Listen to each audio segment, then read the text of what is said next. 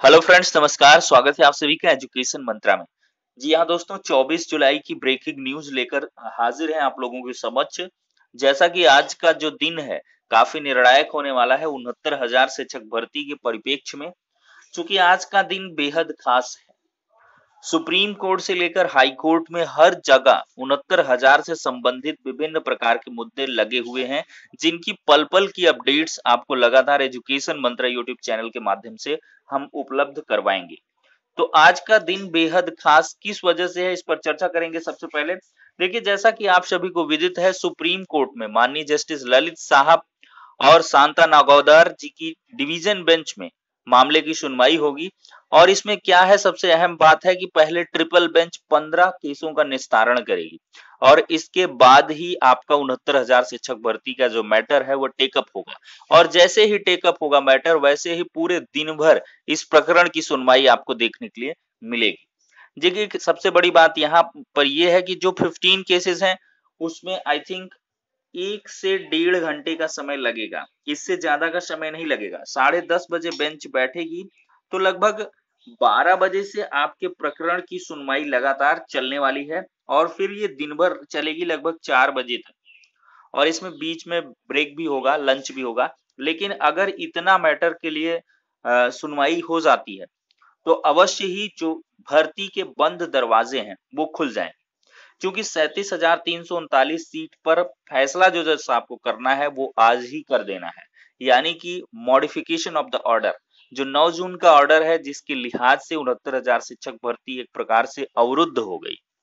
क्योंकि supreme court ने क्या किया, 37,339 सीटें रिजर्व कर दी, जिससे कि अब एक ऐसी विकट स्थिति शासन के समक्ष उपस्थित हो गई या उत्पन्न हो गई, जिसके लिहाज से 69,000 को पूर्ण कर पाना बेहद मुश्किल रहा। तो उसी के लिहाज से मॉडिफिकेशन पर जो है एक बार सुनवाई भी हुई, लेकिन जज साहब ने इसको सिरे से टालते हुए 14 जुलाई के लिए लगाया। 14 जुलाई को किसी कारणवश बहस नहीं हो पाई। फिर 15 जुलाई को ये मामला टेकअप हुआ, दिन भर लगभग सुनवाई भी हुई। ललित साहब ने इसको 16 जुलाई के लिए लगाया, लेकिन 16 जुलाई को फिर से ललित जी की बेंच नहीं कॉन्स्टिट्यूट हो पाई और अब इस प्रकरण की 24 जुलाई को यानी कि आज के दिन सुनवाई है। अब देखिए, कल जो है सैटरडे है, तो कल क्या जज साहब मामले की सुनवाई करेंगे, ऐसा उनके पास विशेषाधिकार है। अगर वो चाहें तो अवश्य ही जो है स्पेशल बेंच कल कॉन्स्टिट्यूट कर सकते हैं पार्ट हर्ड बेंच में। वैसे ही मामला सुना जा रहा है, तो कल का दिन भी खास हो सकता है, वो पूर्णतः जज साहब पर निर्भर करेगा। लेकिन सबसे बड़ी बात यहाँ पर ये निकल के आएगी कि आज जो पिछले सुप्रीम कोर्ट के कमेंट्स हैं उन पर क्या कुछ जज साहब निर्णय देते हैं। क्योंकि जज साहब ने आखिरी के 5 मिनट पर जो बहस हुई सीए सुंदरम साहब की, उसके अकॉर्डिंग उन्होंने ये कह दिया था कि जो 60-65% कट ऑफ है या क्वालिफाइंग मार्क्स हैं या पासिंग मार्क्स हैं शिक्षा मित्रों के लिए, वो ज्यादा है। प्रथम दृष्टया उन्होंने कहा कि हमें ज्यादा लगते हैं, ये बात भी कही। लेकिन यहाँ पर अभी सबसे अहम बात है कि शिक्षा मित्रों के भारांक पर भी डिस्कशन होगा। भारांक मैटर की जो अरुणेश की याचिका है वो भी यहाँ पर संबद्ध है।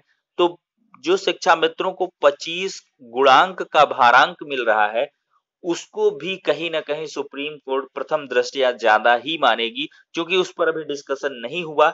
एक चार्ट फ्लो नहीं दिखाया गया है कि किस प्रकार से 60-65 या भारांक को बैलेंस किया जाए। देखिए, या तो भारांक में कुछ जो है संशोधन हो और या तो फिर क्वालिफाइंग मार्क्स पर, दोनों के दोनों वैसे नहीं रह सकते हैं, ऐसा सुप्रीम कोर्ट खुद ही बहस के दौरान जो है एनालाइज कर चुके हैं। क्योंकि उनके द्वारा ये भी कहा गया कि कट ऑफ को, जबकि शिक्षा मित्रों के एडवोकेट्स के द्वारा कहा गया है कि कट ऑफ को game of the rule cannot be change after the commencement of the game. इस पर जज साहब ने कहा कि हमें नहीं लगता है कि कट ऑफ को पहले या ज्यादा रखे जाने से किसी को प्रॉब्लम होगी। मतलब सुप्रीम कोर्ट का ये मानना है कि क्वालिफाइंग मार्क्स को पहले डिसाइड करो या बाद में डिसाइड करो। क्योंकि जो भी परीक्षार्थी हो पूर्ण मनोयोग से किसी परीक्षा में प्रतिभाग करते हैं और इसके बाद वो मैक्सिमम जो अपना परफॉर्मेंस है उसको देते हैं, और इसके बाद जो बैरिकेटर है वो जो भी तय किया जाए उसके लिहाज से वो पहले हो या बाद में हो, इससे उन्होंने कहा ज्यादा प्रभाव नहीं पड़ना चाहिए। ऐसा भी कमेंट देखने के लिए मिला है। और ये कमेंट्स ऐसा नहीं कि पूर्णतः भर्ती के लिए आदेश ही, अभी ये कुल मिला के एक डिस्कशन का माहौल है, जिसमें सवाल जवाब होता है, तर्क वितर्क होता है। तो इस दौरान की ये सभी बातें हैं। तो अवश्य ही आज की जो सुनवाई है वो बेहद खास रहने वाली है और बीएड एंट्री मामले पर भी बहस होगी। क्योंकि देखिए, जज साहब ने भले कहा हो कि बीएड एंट्री जो मामला है हम इसको बाद में सुनेंगे, जब भी शिक्षा मित्रों के एडवोकेट के द्वारा बीएड के मामले पर विरोध किया जाता है कि किस प्रकार से बिना मतलब ट्रेंड टीचर की कमी के इनको जो है लाया गया है, क्योंकि ट्रेंड टीचर की ऑलरेडी अवेलेबिलिटी है। तो ऐसे में अनट्रेंड टीचर को क्यों लाया गया, जिनको कि 6 महीने का ब्रिज कोर्स करना पड़ेगा, तब ये शिक्षक के रूप में बन पाएंगे। लेकिन यहाँ पर सबसे बड़ी बात ये है कि एनसीटी की जो गाइडलाइंस है, पैरामीटर्स हैं, उनमें साफ साफ ये वर्णित है कि एज इफ असिस्टेंट टीचर वो अपॉइंट होंगे और with in 2 year of their service they should complete 6 month bridge course, यानी कि 6 महीने के का जो ब्रिज कोर्स होगा अपनी 2 साल की सर्विस के भीतर उनको करना यानी कि उसको पूर्ण करना अनिवार्य होगा। तो ऐसे में ये पॉइंट को क्लैरिफाई करेंगे बीएड टीम के जो एडवोकेट्स हैं, जिसमें सबसे प्रमुखता से नाम लिया जाएगा हरीश साल्वे का। हरीश साल्वे साहब की जो बहस है वो अभी बाकी है, क्योंकि पिछली जो मतलब बहस हुई उसमें साफ साफ जज साहब ने कहा कि शिक्षा मित्रों के एडवोकेट सबसे पहले बहस करेंगे, इसके बाद हम गवर्नमेंट का पक्ष जानना चाहेंगे और इसके बाद बीएड के जो एडवोकेट्स हैं वो बहस करें और फिर शिक्षा मित्र के, अरे सॉरी, बीटीसी के। तो अवश्य ही हरीश साल्वे की बहस आज आपको देखने के लिए मिल सकती है, क्योंकि शिक्षा मित्रों की तरफ से पटवालिया साहब ने जो बहस करी है उसमें बहुत ही चीजें उन्होंने मेंशन करवा दी है।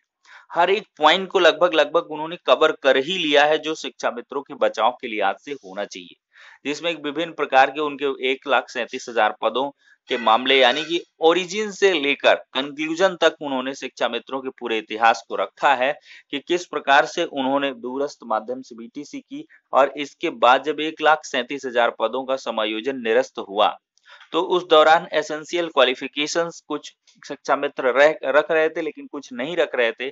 लेकिन होलसोल पूरी तरीके से जो यूयू ललित साहब ने उस टाइम पे जजमेंट दिया था, हर एक के मतलब समायोजन को निरस्त किया था और 1,37,000 पदों के जो शिक्षा मित्रों के मतलब समायोजन है उसका निरस्तीकरण किया गया था और इसके आधार पर 1,37,000 पदों को 2 भर्तियों में पूर्ण करने की बात कही थी। तो कहीं ना कहीं होमोजीनियस अप्रोच के तहत कि जो पहली भर्ती में हुआ, this is a part of a whole recruitment, यानी कि ये पूरे के पूरे एक संपूर्ण प्रक्रिया के 2 हिस्से हैं, ऐसा शिक्षा मित्रों के एडवोकेट साबित करने पर हैं और उनके द्वारा लगातार यहीं पर बहस की जाती है। जबकि बीटीसी बीएड हो या सरकार के द्वारा, उनके द्वारा इसे कहीं ना कहीं 2 डिफरेंट प्रोसेसेस करार दिया जाता है कि 2 विभिन्न प्रकार की भर्तियां हैं, 2 अलग अलग भर्तियां हैं, इनके अलग अलग नॉब्स हैं, अलग अलग टर्म्स हैं, कंडीशंस हैं, पेपर पैटर्न अलग है, जो मतलब हर एक चीजें लगभग लगभग डिफर करती हैं। सिर्फ और सिर्फ क्वालिफाइंग मार्क्स को क्यों सेम रखा जाए, सब जब बाकी की सारी चीजें डिफरेंट हैं। पदों की संख्या भी डिफर है, पिछले में 68,500, इसमें 69,000 है। पेपर पैटर्न पिछला जो है डिस्क्रिप्टिव इन नेचर था, ये ऑब्जेक्टिव इन नेचर है। ये सारी की सारी चीजें भी बहस के दौरान कही जाती हैं। पहले में बीएड नहीं था, इसमें बीएड है। पहले में कैंडिडेट्स उतने ज्यादा नहीं थे, इसमें बहुत ज्यादा है। इस वजह से 60-65 का समर्थन किया जाता है। तो फिलहाल के लिए दोस्तों इन सब प्रकरणों पर आपको देखने के लिए सुनवाई मिलेगी। वहीं पर अगर दूसरी ओर हम चर्चा करें तो स्टॉप एनओसी, सिंगल बेंच से एनओसी को वैध करार दिया गया, इसको चुनौती दी गई डिवीजन बेंच में। पंकज कुमार जायसवाल और करुणेश सिंह पवार जी की डिवीजन बेंच में यह मामला सुना जाएगा और इसकी पूरी उम्मीद है कि लगभग 11 साढ़े 11 बजे ये मैटर टेकअप होगा। वहीं पर अगर 10% ईडब्ल्यूएस रिजर्वेशन की बात करें तो माननीय जस्टिस दिनेश कुमार सिंह जी की बेंच में कोर्ट नंबर 19 में एज इफ सीरियल नंबर 4 ये मामला लगा हुआ है। तो 10% ईडब्ल्यूएस रिजर्वेशन, स्टॉप एनओसी, इन दोनों प्रकरणों पर काउंटर एफिडेविट गवर्नमेंट के द्वारा मांगा गया है और गवर्नमेंट के जो भी रिस्पेक्टिव एडवोकेट्स होंगे उनको काउंटर एफिडेविट फाइल करना है। अब देखते हैं आज की सुनवाई में ये काउंटर एफिडेविट अगर फाइल होते हैं तो रिजाइंडर और इसके बाद आपको फाइनल बहस इन दोनों प्रकरणों पर भी देखने के लिए मिल सकती है कि 10% ईडब्ल्यूएस रिजर्वेशन 69,000 शिक्षक भर्ती में दिया जाना चाहिए या नहीं।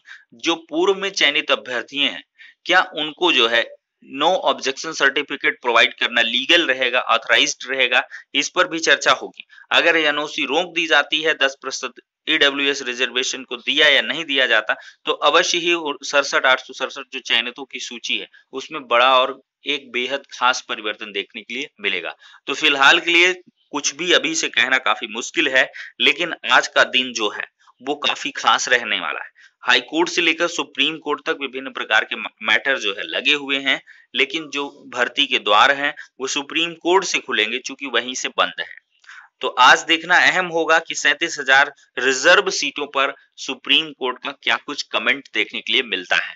अगर उस कमेंट के अकॉर्डिंग हम देखें तो अवश्य ही भर्ती प्रक्रिया को जल्द से जल्द पूर्ण करने संबंधी जो चीजें हैं वो आज ही क्लैरिफाइड हो जाएंगी, चूंकि एक लंबा वक्त मिलेगा। तो ईश्वर से आप लोग प्रार्थना करिए कि आज किसी भी प्रकार की विसंगति 69,000 शिक्षक भर्ती के लिए देखने के लिए ना मिले और जल्द से जल्द मैटर टेक अप हो और इसका निस्तारण भी हो जाए।